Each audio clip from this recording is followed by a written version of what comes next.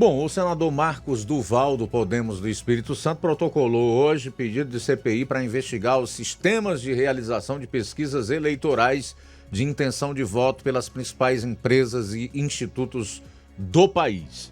Segundo o parlamentar, a investigação tem como objetivo aferir as causas das expressivas discrepâncias entre as referências prognósticas, principalmente de curtíssimo prazo, e os resultados apurados, fecho aspas. As eleições deste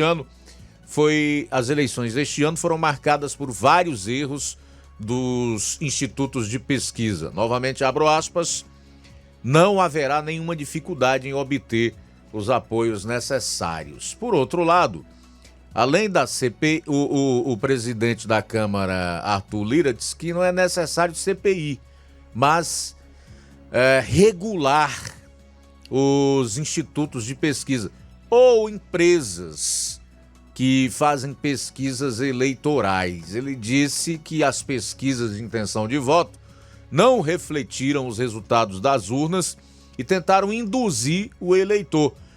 E defendeu que os institutos sigam regulamentação única e passíveis de punições. Abro aspas para o presidente da Câmara.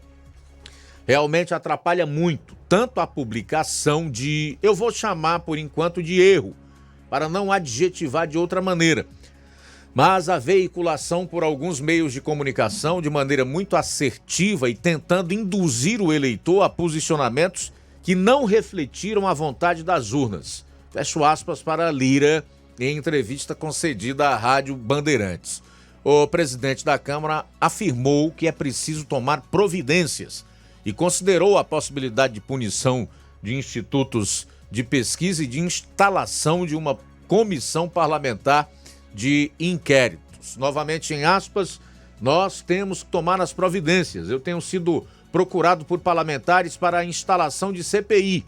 Eu, particularmente, penso que CPI é um instrumento muito forte do Congresso Nacional. Nesse caso, eu não sei se seria adequado, mas uma alteração dura na legislação para que a gente possa reprimir, punir e banir do sistema político brasileiro empresa de pesquisa, porque não chamo de empresa, são empresas.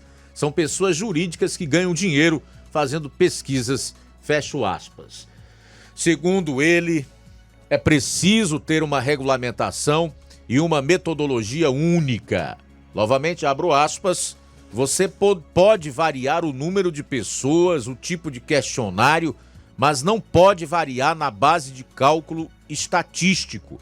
Você não pode levar em consideração dados que se confrontem de um instituto para outro, fecho aspas, para Arthur Lira, presidente da Câmara dos Deputados. Agora, vamos aqui a alguns dos erros crachos, vamos colocar assim, dessas empresas que fazem pesquisas e que justificam toda essa indignação, inclusive de gente como Arthur Lira.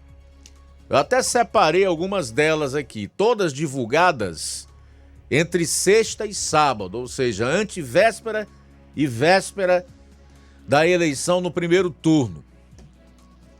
IPEC Globo, a IPEC Globo deu 50 para presidente, deu 52% para Lula, 34% para Bolsonaro.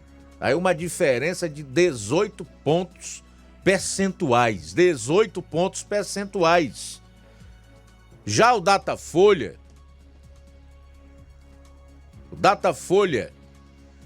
a pesquisa que realizou entre 27 e 29 de setembro, deu 50% para Lula, 36% para Jair Bolsonaro. 14 pontos percentuais de diferença pró-Lula.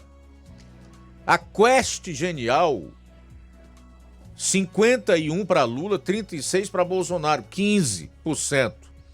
IPESP, 51 Lula, 38 Bolsonaro, 13 pontos.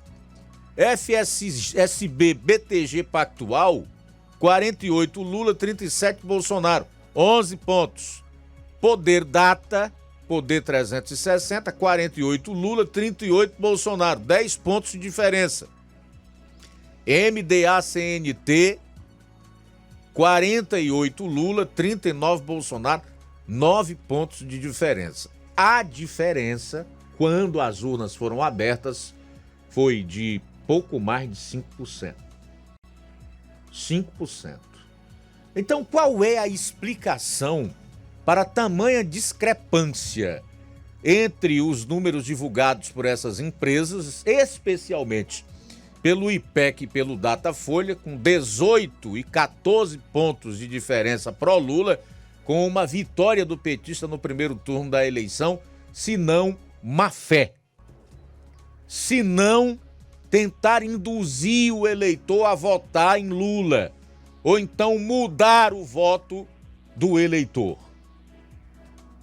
Nós sabemos que existem vários tipos de eleitores. Entre esses, aquele que vota em quem está à frente nas pesquisas e os indecisos que vão votar também em quem está à frente nas pesquisas. Então, de fato, é necessário fazer alguma coisa. Eu não diria regulamentar, você cessear. Numa democracia não é legal, eu não sou favorável a isso. Mas é preciso encontrar mecanismos na legislação, ou se não tiver esses mecanismos, criar uma legislação apropriada para que essas empresas sejam responsabilizadas não por erros ou equívocos. Tudo bem, uma diferença que fique dentro da margem de erro que eles anunciam, que geralmente vai de 2 a 3 pontos percentuais. Mas isso aqui, 10 pontos, 12 pontos, 14, 18 pontos, é má fé.